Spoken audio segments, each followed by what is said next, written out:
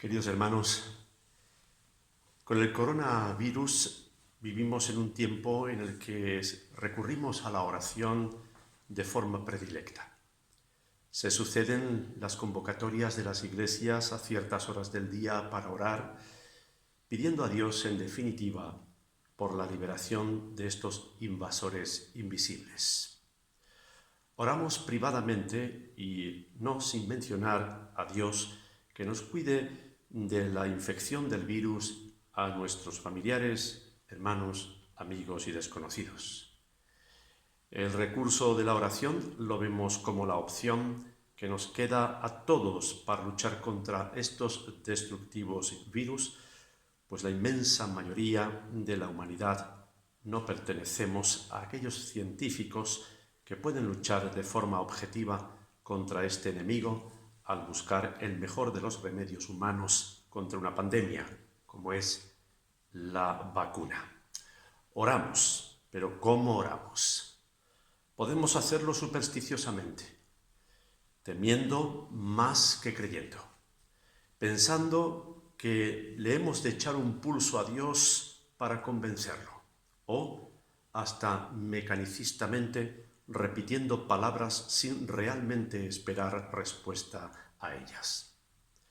Ante usos como estos de la oración, el texto para la meditación de hoy en el Evangelio según San Mateo, capítulo 6, versículos 5 al 8, podemos entresacar algunas recomendaciones que Jesús dejó a sus discípulos a tener en cuenta en el ejercicio de la oración para que nos sirva de estímulo y aliento a la misma.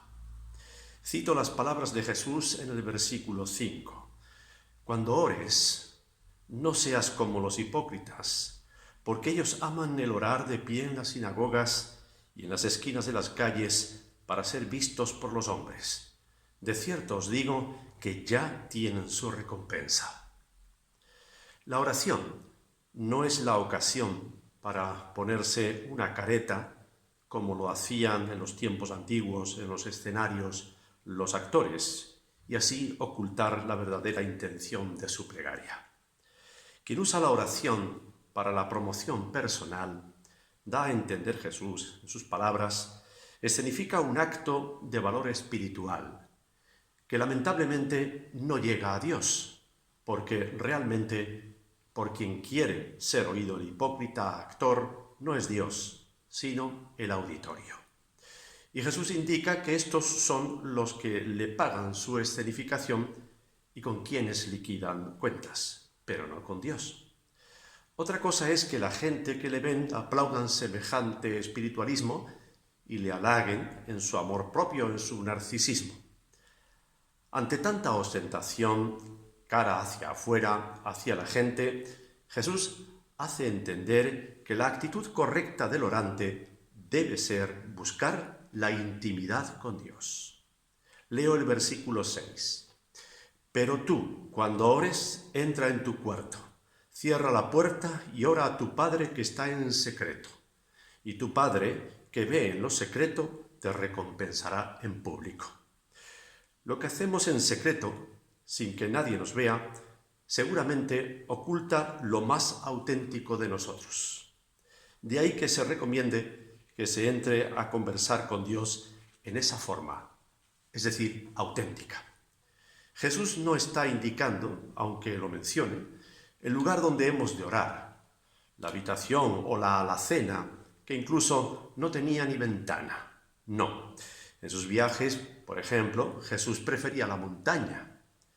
El lugar no importa, pues. Jesús está indicando la actitud del orante y hace entender que en la oración se ha de recurrir a la mayor sinceridad o autenticidad en uno. De nada vale fingir, dar a entender algo que no es cierto. Orar es básicamente hablar con Dios. Y quien habla con Dios no tiene que trasponerse o fingir ante Dios como supone que Dios le recibiría. No. Al orar, uno se presenta ante Dios tal y como es, incluso con sus quejas o incredulidad, al estilo de aquel padre que le dijo a Jesús que él creía que Jesús tenía poder para sanar a su hijo, pero que le ayudara en su incredulidad. Evangelio según San Marcos, capítulo 9, verso 24. Y estas palabras no son una contradicción, sino que exponen una realidad en la que se puede encontrar el orante cuando pide a Dios. Como puede ocurrir, por ejemplo, cuando se pide a Dios que elimine el coronavirus de una vez. Uno cree que Dios tiene poder para hacerlo, pero sinceramente, que lo haga en el preciso instante en que uno se lo pide, eso es harina de otro costal. Jesús dice que Dios recibe al que quiere hablar con él sinceramente, y esto lo hace el que busca a Dios en la intimidad. Esta sinceridad, a la hora de hablar con Dios, queda reflejada en la recomendación final de Jesús a sus discípulos. Leo los versículos 7 y 8.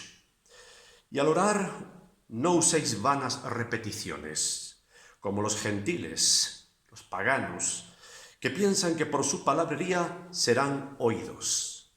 No os hagáis, pues, semejantes a ellos, porque vuestro Padre sabe de qué cosas tenéis necesidad antes que vosotros le pidáis. Decíamos al principio que puede que oremos de manera mecanicista, o sea, repitiendo palabras sin realmente esperar respuesta a ellas. Ni por miedo ni por acoso a Dios se ha de orar. Jesús dice a sus discípulos que no hagan lo que hacen los paganos, que por no saber a qué Dios corresponde la petición que están haciendo, alargan las oraciones hasta fatigar a los dioses, se burlaba el escritor romano Cicerón. Contrario a estas palabrerías sin seguridad, Jesús anima a la oración confiada en el Padre Dios, a quien con invocarlo confiadamente ya se tiene contacto. Vuestro Padre sabe de qué cosas tenéis necesidad antes que vosotros le pidáis, dice Jesús.